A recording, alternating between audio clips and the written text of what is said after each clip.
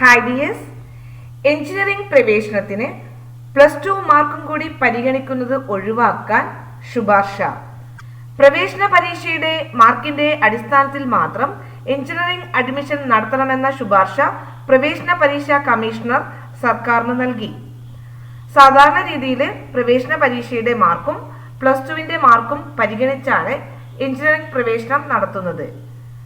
ഇതിൽ മാറ്റം വരുത്തണമെന്ന് പ്രവേശന പരീക്ഷാ കമ്മീഷണർ പറയുന്നത്. പ്രവേശന പരീക്ഷയുടെ മാത്രം മാർക്കിന്റെ അടിസ്ഥാനത്തിൽ എഞ്ചിനീയറിംഗ് പ്രവേശനം നടത്തണമെന്ന് കമ്മീഷണർ സർക്കാരിനോട് ശുപാർശ ചെയ്തു.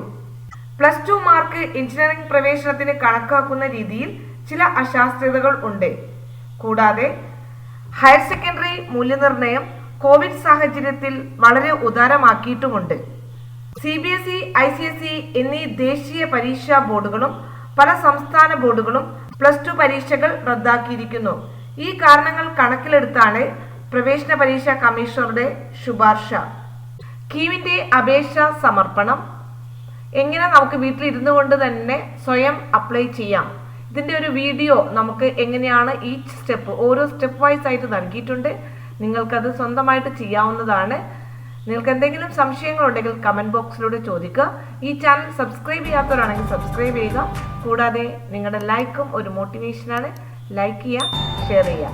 Thank you for watching.